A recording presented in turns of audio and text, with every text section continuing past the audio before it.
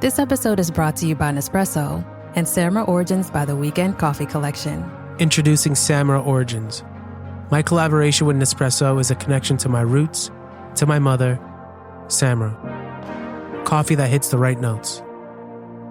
It transports you. Crafted with unique notes and bold soaring flavors. Experience a taste that moves you. Nespresso and Samra Origins. Discover more at Nespresso.com. Dominic Carter, Talk Radio 77 WABC. Right out the gate, my regards to you and your loved ones. Tomorrow is promised to no one.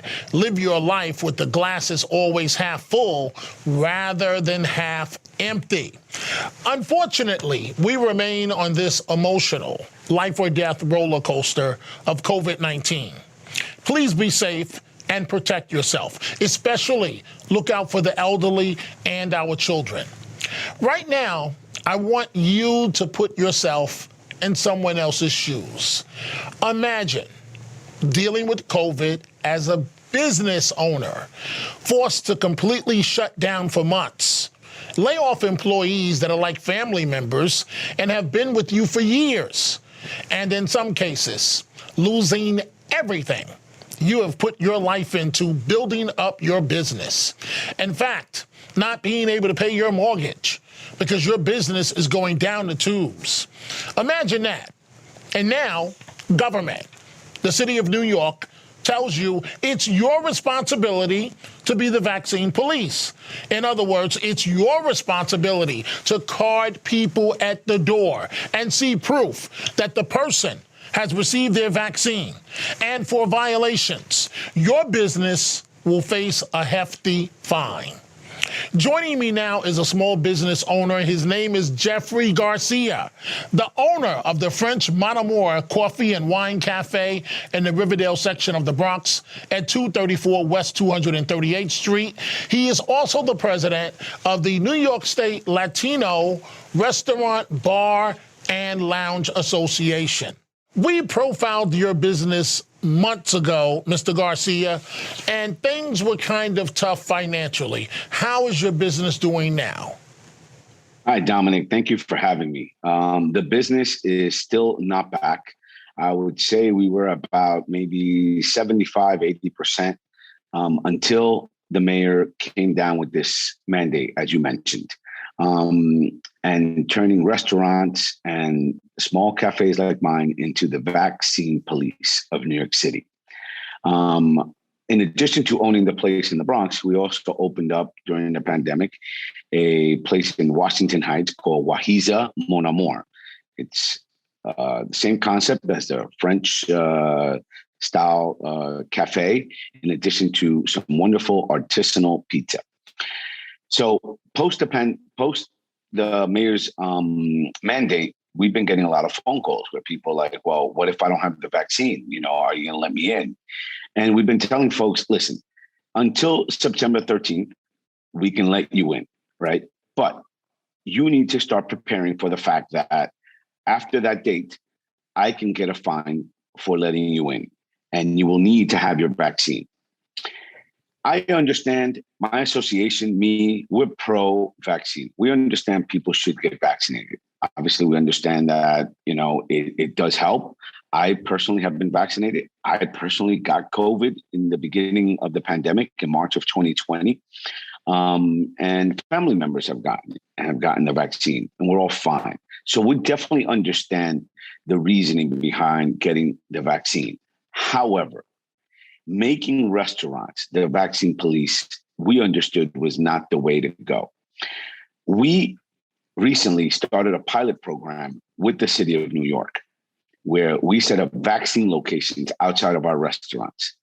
And we have shown the mayor that this works. When you bring community, businesses, and the city together on a local level, we can get people vaccinated. We were a big part of that 107,000 people getting vaccinated last week in New York City, just by putting these places outside of our restaurants and making our restaurant owners engaged with the community and this vaccine project. So we understand that that is the way we get out of this, not making us the vaccine police, not making us have confrontations with customers who, for whatever reason, medical, religious, have not gotten vaccinated, probably will not get vaccinated. And now we will not be able to allow them into our places. We will suffer. So put on your hat as the president of the association. How are you and your members going to deal with being the vaccine police? And in the past, your organization so strongly believes in your life or death survival that you guys, you folks, the men and women, the business owners, you sued Mayor de Blasio and then Governor Cuomo over COVID. So how are you going to roll all of this up into a ball and deal with this? Well, we have looked into the possible lawsuit. Again, right now, we haven't found a good avenue to go as of yet. But again, making us the vaccine police, making us fire employees who do not get vaccinated after the 13th is something very difficult to do. You know, these are folks that have worked with many of our owners their whole lives. And to tell them that as of the 13th of this month, if they do not get vaccinated, they will not be able to continue to work. That is unfortunate. Most of my restaurants in my association do not have a maitre d', do not have the manpower, the know-how, the experience to do this vaccine police. We don't have hosts in all of our restaurants. All our restaurants are not Danny Meyer locations, you know, that have a maitre d' at the door, a host seating people, that have the capacity and the manpower to do this. Most of his clients do get vaccinated. The problem is in the inner cities, in our low income areas, where we see that most people are not vaccinated. And that creates a confrontation between the restaurant owners, employees, and our customers. Mr. Garcia, are you going to be able to survive financially given COVID at your businesses? What does your heart tell you? Well, it's going to be very hard, Dominic. We're going to have to struggle through this. And one of the ways that we could have and has helped some, but the majority have not been helped by this, is if the government, the federal government, passes the RRF funds. They need to inject the RRF, the Restaurant Revitalization Fund, with money to replenish the funds that are needed to cover those applications that are in that system. I was one of the ones left out and could really, that could determine the survival of many businesses because it helps them get back to pre-pandemic type numbers if they can get those funds. So we need the federal government at the Senate level, Congress, to come together, Republican and Democrats, and say, you know what, let's fund this program again because it works. It's unfortunate that the Peter Lugers and many of the high-end places got up to $5 million and small restaurants in small neighborhoods didn't get anything. And that is a very difficult pill to swallow. Now, wait a minute, Mr. Garcia. You and your members didn't receive anything from these COVID dollars to help businesses? No. Some restaurants did, but the way the program should have worked was that in the first 14 days, it was supposed to be specifically for WMBE type candidates. You know, women, minority business owners. And then within those 14 days, the funds already had been exhausted.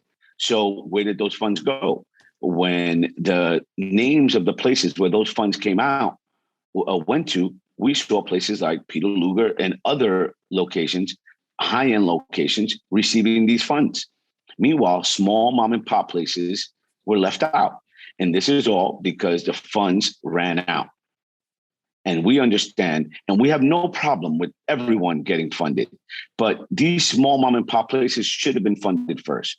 And at this time, what needs to happen is for them to replenish money into that fund so that these restaurants can get the money that they desperately need. especially now with this mandate that the mayor has put on us. We need you, Mr. Garcia, in concluding this, and I have one follow-up question, but I want you right now to speak from the heart. Perhaps there's something that I haven't asked you that you want folks to be aware of as a small business owner. And you have a remarkable story yourself, a former police officer putting your life on the line.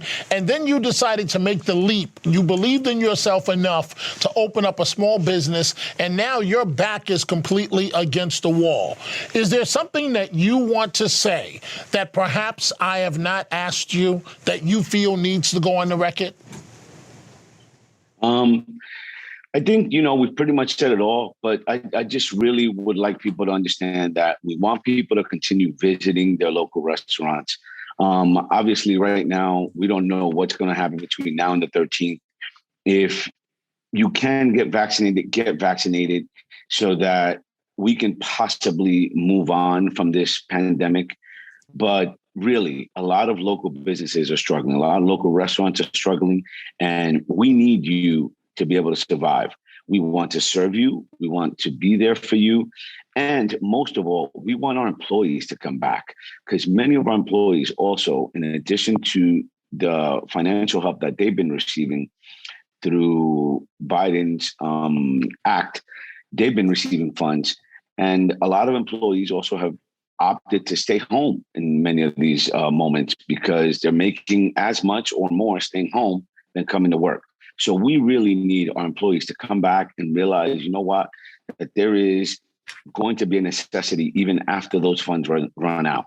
And we want you guys to come back and help us crawl out of this hole together. Mr. Garcia, I know that you are a proud man and you may not be interested in this, but the first time that you joined us on WABC Radio, we received enormous telephone calls where folks wanted to come to your establishment to show support and buy items, coffee or wine, or sit down and have a Danish. Folks also stepped up and wanted to help in other ways. So I'd be remiss if I didn't ask you this question. Tell us right now, how can people contact you? How can they reach you directly? Well, real quick, remember, Dominic, I told you the second time we spoke that there was a wonderful young lady that sent me $9 and a beautiful letter, saying how, she wished she had more to help. But, hopefully this helps with something. And it was just an amazing thing to receive that letter from that young lady. So hopefully if she's listening, thank you again, and you'll never be forgotten. So yes, we want people to come to our place, Mon Amour Coffee and Wine, 234 West 238th Street, 718-708-7804 is the phone number. You can contact me direct as well at Mon Amour Coffee Wine @gmail.com, Mon Amour Coffee Wine @gmail.com. And I would love to have you guys there. I would love you to come over. Dominic, maybe we can do a show there, a podcast. Let me know. It sounds like a great idea. Hey, man, the bottom line is we believe in you. I believe in you. And I think your business is going to make it. And we hope that the members of your association, that they're able to hang on and survive as well. Jeffrey Garcia, thank you so much for joining us. And one last thing, come to our pizza shop at 4455 Broadway in Washington Heights. We have great artisanal pizza. We have our favorite, which is called our Chimi Pizza, a very popular pie. So come and try it. It's an amazing Dominican style pizza. Thank you, Jeffrey Garcia, the owner of the French Mon Amour Coffee and Wine Cafe, located at 234 West 238th Street in the Riverdale section of the Bronx. Jeffrey Garcia is also president of the New York State Latino Restaurant, Bar, and Lounge Association. Folks, I really want to hear from you. You can reach out to me at on Twitter, at Dominic TV, Facebook and Instagram, Dominic Carter TV, Dominic Carter TV. Please please email me your thoughts and comments to Dominic.Carter@WABCRadio.com. Dominic.Carter@WABCRadio.com. I will be using your comments and your emails for this podcast. I may even use them on the radio. And of course, you can catch me on the radio or listen online. That's weeknights, midnight to 1 a.m., midnights to 1 a.m. And I always will take your live telephone calls. I'll see you the next week, and please stay safe.